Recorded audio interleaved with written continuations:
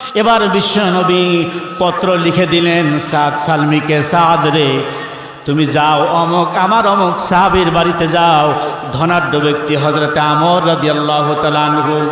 পত্র লিখে দিলেন আর আমরকে বলে দিলেন, আমর যেই পত্র বাহক তোমার কাছে দেখা করতে যাচ্ছে ওই পত্র বাহকের সঙ্গে তোমার সুন্দরী মেয়েটার বিয়ে দিবা, আমি রাসূল এটা নির্বাচন করে দিলাম। সুবহানাল্লাহ, জোরে বলি সুবহানাল্লাহ।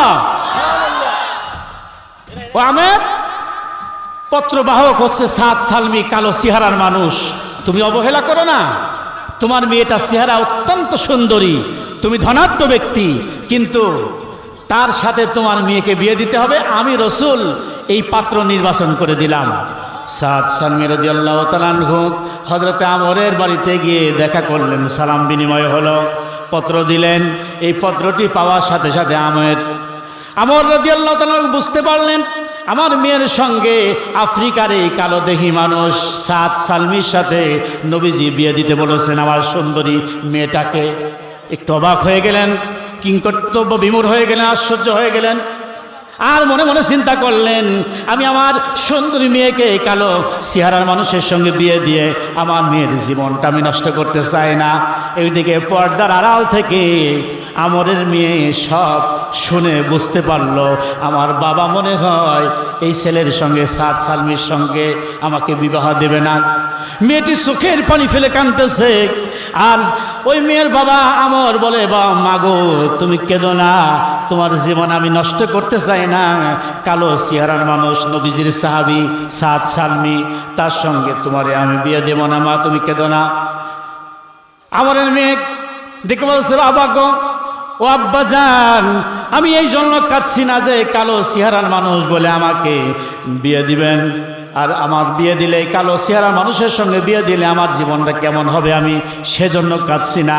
আমি কান্নাকাটি করছি স্বয়ং বিশ্ব নবী যেই পাত্র নির্বাচন করে দিয়েছেন, আপনি যদি রাজি না হন আমার জীবনে, আমার কিসমতে, আমার ভাগ্যে আর রাসূলের নির্বাচিত পাত্র কোনোদিন আমি আর পাবো না।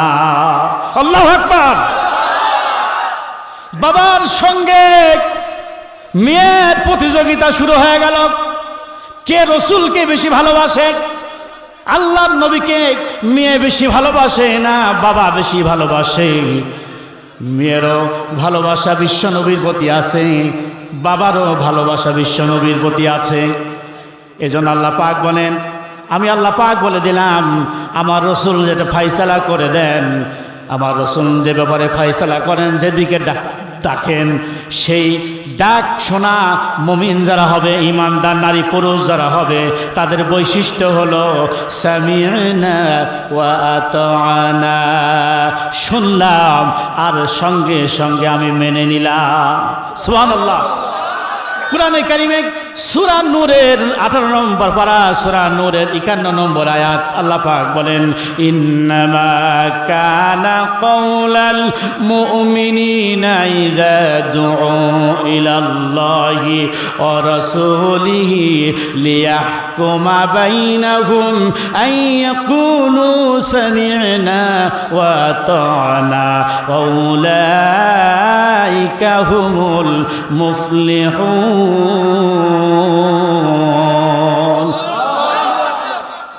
The only saying of the faithful believers when they are called to Allah and His Messenger sallallahu alaihi wasallam to judge between them.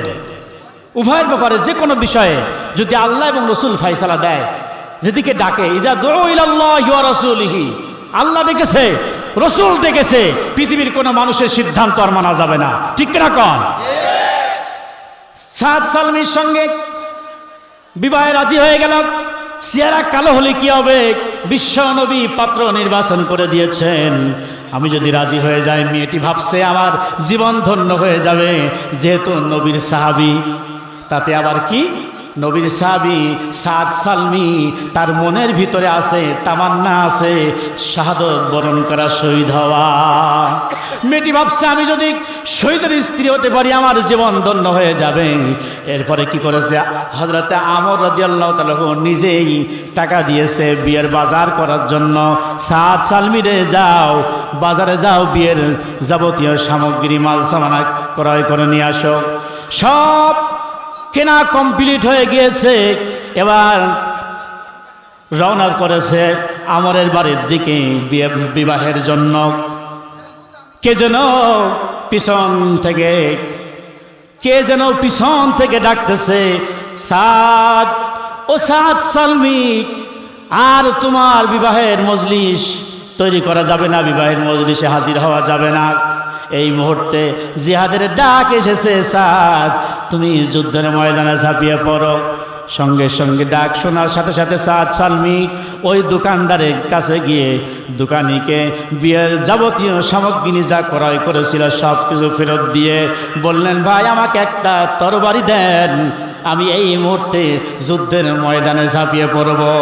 আল্লাহু আকবার! যুদ্ধের ময়দানে তরবারি নিয়ে ঝাঁপিয়ে পড়লেন। কাফের মুশরিকদের সাথে, ইসলামের দুশমনদের সাথে কঠিন ভাবে লড়াই চলছে জিহাদের ময়দানে। আল্লাহর নবী কিছুক্ষণের মধ্যে যুদ্ধের ময়দান অবজারভেশন করার জন্য, পর্যবেক্ষণ করার জন্য এসেছেন। তাকিয়ে দেখলেন, লক্ষ্য করলেন সাদ সালমির কালো হাত কাফের বেঈমানদের হাতে রক্তে রঞ্জিত হয়ে গিয়েছে। কাফের বেঈমানদের অস্ত্রের আঘাতে আমার সাদ সালমির কালো হাত রক্তে রঞ্জিত হয়ে গিয়েছে। পিছন দিক থেকে নবীজি ডাকতেছে। অনেক সময় হয়ে গেল বিশ্ব নবীর চেহারা দেখেন না, নবীজির সঙ্গে দেখা হয় নাই, যেহেতু তিনি যুদ্ধের ময়দানে ঝাঁপিয়ে পড়েছে। সাদ সালমি মনে করলেন পিছন দিক থেকে মনে হয় নবীর কণ্ঠের আওয়াজ শোনা যায়। আর যুদ্ধের ময়দানের সামনের দিকে না তাকিয়ে নবীজির কথাকে মূল্যায়ন করে একটু পিছনের দিকে তাকিয়েছেন, ঘাড়টা একটু ঘুরিয়ে দিয়েছেন।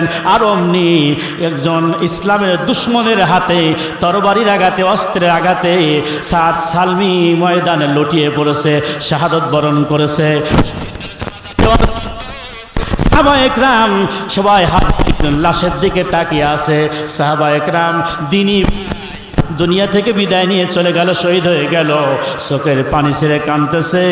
আর বিশ্ব নবী সাদ সালমির লাশের দিকে তাকিয়ে মুস্কি মুস্কি হাসি দিচ্ছে।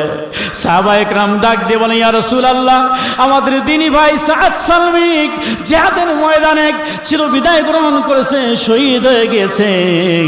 আমরা চোখের পানি ঠেকায় রাখতে পারলাম না, কিন্তু আপনি মুস্কি মুস্কি হাসি দিচ্ছেন, কারণ বুঝতে পারলাম না। নবীজি ডাক দিয়ে বলে, আমার সাহাবীরা, আমি নবী যা দেখি তোমরা সেটা দেখো না, তোমরা সেটা বোঝো না।